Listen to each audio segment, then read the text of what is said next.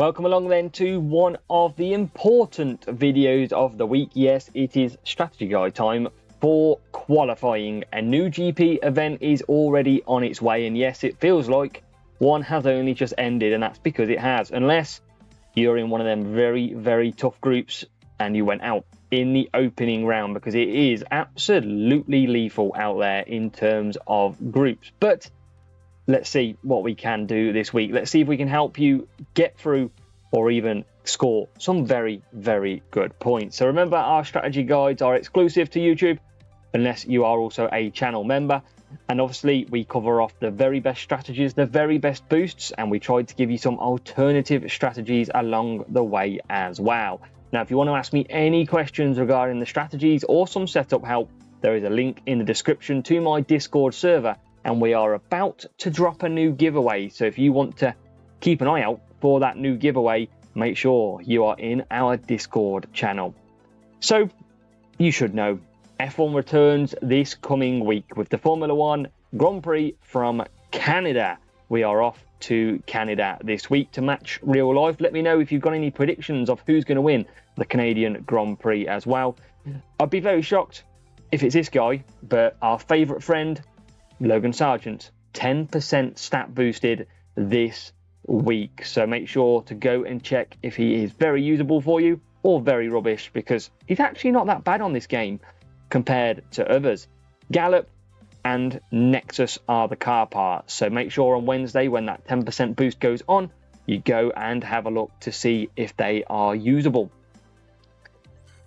What have we got then for the tracks this week? We'll solely look at the qualifying tracks to begin with, and then on Friday we will drop your weekend strategy. We have got Canada in the rain.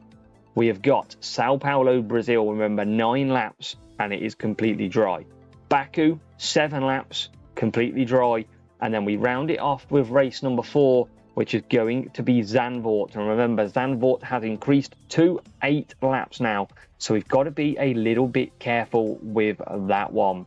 So, strategy guides, let's talk Canada first of all. And remember, Canada is 100% wet this week, 100% wet weather. So, we've got the same strategies, and I believe the one stop is going to be key. Now, last season, a lot of the AI went to lap 5, so that is the potential for this same again. So we're going to do the undercut with a 4 wet across all drivers. That does mean you've got to create a gap. It's going to be very tough unless you've got very high tyre management to be able to stretch out to do a 5 wet, 3 wet. And you're probably going to find that you're not going to be able to undercut to do the 3-5. Now, if you are in a very low series, maybe like Challenger or Junior, you might have to 2-stop this. So I'd recommend doing a 2-3-3 or a 3-3-2 if they do 2-stop. So make sure to check that. It isn't overtaking and cornering. That is why we've got Cooper and Herald, and we're expecting that you're going to need the race start boost as well. There is other boosts that you can get for overtaking and cornering. I think Glitz potentially is one of them as well. But for now, we're going to focus on race start at Canada being key. You've got to get through the pack as quick as you can, because it can be, as the field spreads, a difficult track. Now on the right hand side, we've got the track map, conserved down that big straight, and also the main straight as well. Up next then, we have Brazil. Brazil returning for GP for the first time this season, I believe, and it is 9 laps of complete dry weather. So again, covering off all bases here. For all GP levels, we've got a freeze off, freeze off, Glitz and Unstoppable, and that is for drivers 1 on both starting positions. But we've also got the Rooster booster in there for a bit of power unit race start too. Now, driver 2, 1 stop is very good round here. So we've gone 5 medium, 4 medium. That does come with the Dragon boost. If you've got overtaking, power unit, or any tyre management that you can add in, or you've simply got good tyre management drivers. We've also got the Unstoppable in case you have got a good tyre management driver. If not, from the back, you can either do the 3-3-3 again with both drivers, as long as you can double stack without actually double stacking. Or you can do the 1-stop, 4 medium, 5 hard. We've got that Dragon and Rooster boost in there again.